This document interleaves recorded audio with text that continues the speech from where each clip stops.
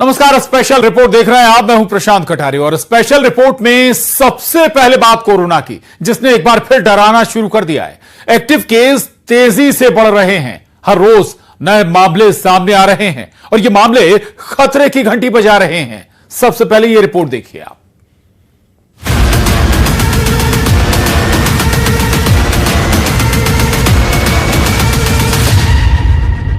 1000 से ज्यादा active case, 6 से ज्यादा मौत।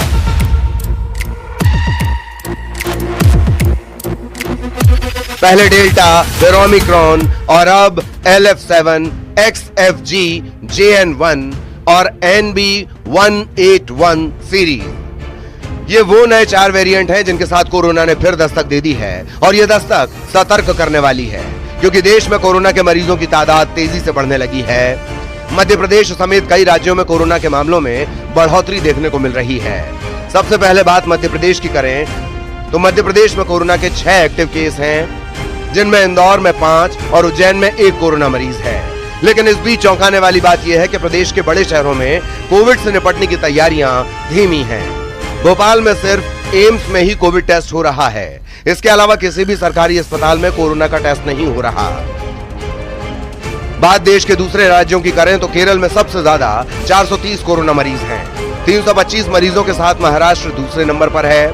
दिल्ली में 107, गुजरात में 83, कर्नाटक में 47, तमिलनाडु में 69, उत्तर प्रदेश में 15, राजस्थान में 13 और बंगाल में कोरोना के 12 एक्टिव मरीज हैं। कोरोना के बढ़ते केसेस के बीच IIT इंदौर ने एक चिंताजनक रिपोर्ट जारी की है। IIT इंदौर की रिसर्च में पता चला है कि कोरोना वायरस के डेल्टा वेरिएंट से साइलेंट हार्ट अटैक हो रहे हैं। इसके अलावा थायराइड जैसी समस्याएं भी सामने आ रही हैं। ICMR की मदद से IIT इंदौर ने ये रिसर्च की है। इसके लिए देश में कोविड-19 की पहली और दूसरी लहर के 3134 मरीजों का डेटा लिया गया है। देश भर में कोरोना के मामले बढ़ते जा रहे हैं। इस बीच IIT इंदौर का एक शोध सामने आया है, जिसमें साफ तौर पर पता चला है कि कोविड के वेरिएंट ने शरीर पर कई तरीके के प्रभाव डाले हैं। यानी जो डेल्टा वेरिएंट था, जो दूसरी लहर चली थी, उसमें 3000 से ज्यादा लोगों का विश्लेषण किया गया था और विश्लेषण के बाद ये सामने आया कि उनको हार्ट अटैक जैसी प्रॉब्लम हुई है। यानी उनका जो हार्ट है उसमें प्रभाव पड़ा था, साइलेंट हार्ट अटैक उन लोगों को हुआ है और थायराइड की समस्या जो है वो बड़ी है। ये जो पूरा शोध हुआ है ये ICMR के सहयोग से हुआ है और IIT इंदौर के प्रोफेसर ने किया है, लेकिन जो रोगियों का विश्लेषण हुआ है वो IIT के प्रोफेसर जो है वो प्रयागराज उन्होंने किया है। कोरोना के मामले भले ही तेजी से बढ़ रहे हैं, लेकिन केंद्रीय स्वास्थ्य मंत्रालय के मुताबिक इससे घबराने और डरने की जरूरत नहीं है। बस जरूरत है तो सावधानी बरतने और सतर्क रहने की। स्वास्थ्य मंत्रालय के मुताबिक कोरोना के ताजा हालात पर सरकार की पूरी नजर है और वो इससे निपटने के लिए पूरी तरह से तैयार है। Bureau report, news 18।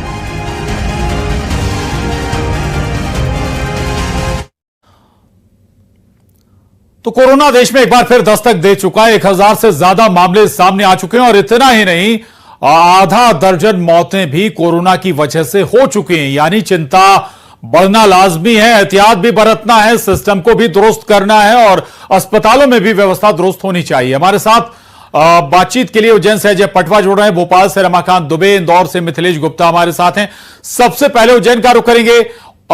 Ajay, Ujjain में भी कोरोना ने दस्तक दे दी है, तैयारियां क्या नजर आ रही हैं सरकारी स्तर पर अस्पतालों में?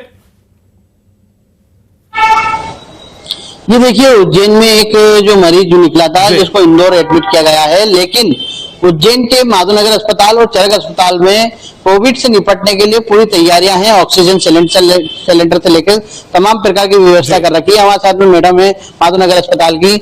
मैम बताइए, जिस तरीके से कोविड के जो केस बढ़ रहे हैं उसको लेकर कितनी तैयारियां हैं आपकी? जी बिल्कुल, हम लोगों की पूरी तरह तैयारी है इस रूप में।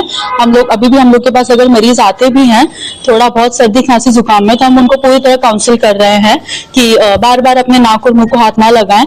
अगर आप किसी भी पब्लिक प्लेस पे जा रहे हैं, बस स्टेशन, रेलवे स्टेशन पे, तो अपना नाक और मुंह ढक के रखें मास्क से।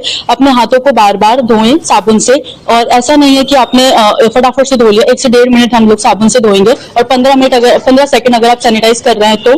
और यही कहना चाहूंगी, अपनी डाइट प्रॉपर रखें, प्रोटीन इंटेक अपना पूरा होना चाहिए, हरी सब्जियां और सीजनल फ्रूट खाएं, हाइड्रेटेड रहें, पानी पीते रहें। जी, देखा जाए तो कोविड के लेकर जो वेरिएंट्स में जो साइलेंट अटैक के ज्यादा मामला बढ़ रहा है, उसको लेकर कैसे इसको पता चलता है और कैसे इसको ध्यान रखना चाहिए? देखिए, इसके लिए रूटीनली चेकअप बहुत जरूरी होता है।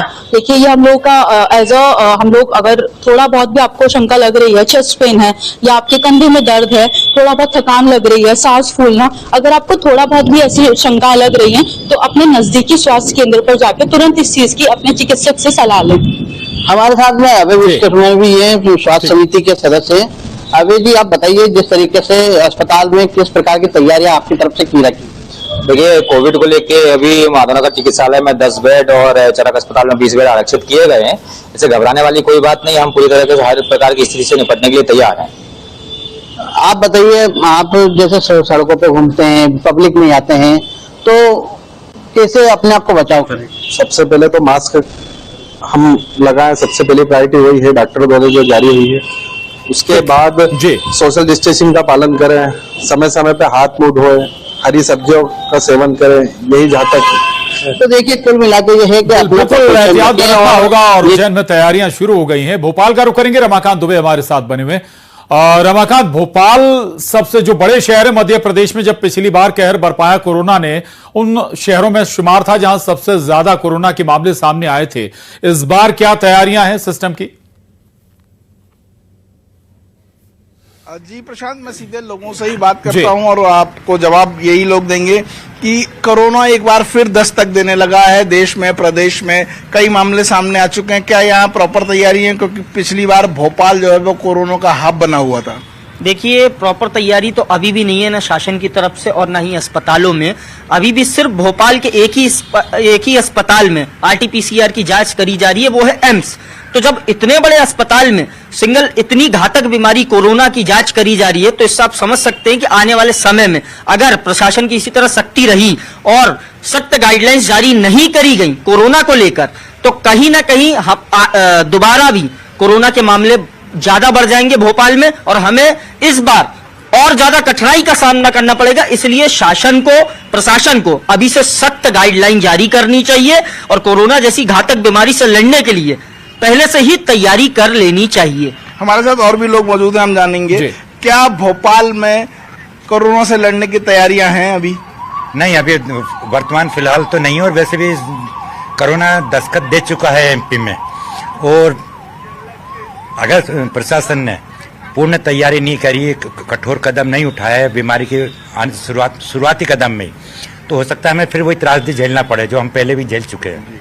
अभी आप लोग जैसे पब्लिक प्लेस पे जाते हैं तो क्या अपनी तरफ से कोई सावधानियां इस्तेमाल कर रहे हैं? मास्क लगाना या दूरी बरतना या ग्लव्स पहनना वगैरह? नहीं, अभी तो प्रशासन ने चेतावनी नहीं दी है, ना कोई गाइडलाइन जारी की है, इसलिए अभी वर्तमान में मैं भी बगैर मास्क के हूँ। समस्या यही है कि क्या प्रशासन की चेतावनी देना या गाइडलाइन जारी करना ज्यादा जरूरी है? अगर हम रोज देख रहे हैं कि कोरोना के मामले बढ़ रहे हैं, तो खुद से भी कुछ जो है सावधानियां बरती जानी चाहिए। सबसे पहले तो मैं सरकार से ये अपील करना चाहूंगा कि कुछ ऐसी गाइडलाइंस जारी करे, जैसे मास्क पहनना कंपलसरी करे, लोगों को जगह जगह इकट्ठा होने से दूर रखे, सैनिटाइजर का यूज कंपलसरी करे, और ऐसी जगह जैसे बस स्टैंड हो गए, रेलवे स्टेशन हो गए, एयरपोर्ट्स हो गए, वहां पे जो टेस्ट RT-PCR टेस्ट है वो कंपलसरी करे। आने जाने जो राहगीर है, जो भी ट्रेवलर आ जा रहे हैं, उनका सबसे पहले RT-PCR टेस्ट होना जरूरी है। बिल्कुल, इन्फॉर्मेशन को या सरकार को जरूर रखनी चाहिए। लौटूंगा आपके पास, और लेकिन अवेयरनेस हमारी भी जरूरी है। इंदौर का रुख करेंगे मिथिलेश। इंदौर में अगर हम डेथ रेशियो बात करें, पिछले जब कोरोना का कहर आया था तो सबसे आगे था इंदौर, जहां सबसे ज्यादा जान कोरोना ने ली थी। अभी भी अगर हम जिक्र करें, 6 कोरोना के मामले एमपी में आए, उनमें से 5 इंदौर में है। गंभीरता समझनी होगी मिथिलेश। बिल्कुल सही कहा आपने प्रशांत कि इंदौर में पिछली 2 लहर में सबसे ज़्यादा जो मौतें हैं, अगर प्रदेश की बात की जाए तो सबसे ज़्यादा इंदौर में हुई थी। हालांकि इस बार अभी तक जो कोविड के केसेस आए हैं उसमें कई लोग ऐसे हैं जो इंदौर के बाहर रहने वाले, इंदौर में उन्होंने जांच कराई थी, उनकी रिपोर्ट इंदौर में पॉजिटिव आई थी। लेकिन सरकारी दावे की बात की जाए तो तैयारियाँ बहुत हैं, लेकिन अब इंदौर की जनता कोविड को लेकर कितनी गंभीर है, सीधे उन्हीं से पूछते हैं। कोरोना को लेकर आप लोग कितने गंभीर नजर आ रहे हैं? बढ़ते हुए मामलों को देखते हुए? सर, कोरोना के लिए तो ऐसा है कि अभी हमारे पास कोई गाइडेंस सरकार के द्वारा या प्रशासन के द्वारा कोई भी उसके लिए कार्यवाही नहीं की गई है।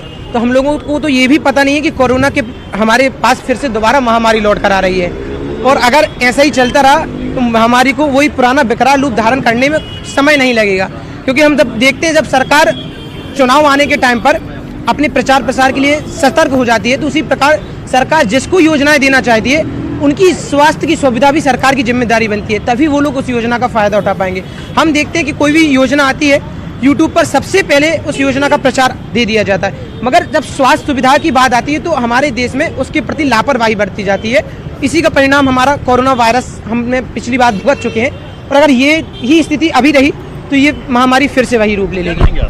मेरा यह कहना है कि अगर सरकार, सबसे जरूरी इसके लिए सरकार है, क्योंकि सरकार ही इस जागरूकता को फैलाएगी, और अगर सरकार कुछ काम नहीं कर रही है तो यह सरकार की लापरवाही है। क्योंकि आज के समय में शोभा यात्रा जैसे बैनरों का हर जगह इस्तेमाल किया जाता है ताकि उनका प्रचार हो, और क्या यह स्वास्थ्य के लिए भी जरूरी नहीं है कि इनका प्रचार के लिए? बिल्कुल ठीक है, चलिए अच्छी बात है, लेकिन अवेयरनेस हमारी भी जरूरी है। और अगर वाकई हालात ऐसे हो रहे हैं, लग रहा है, संकेत मिल रहे हैं कि कोरोना लौट रहा है, तो फिर हमें खुद सजग हो जाना चाहिए।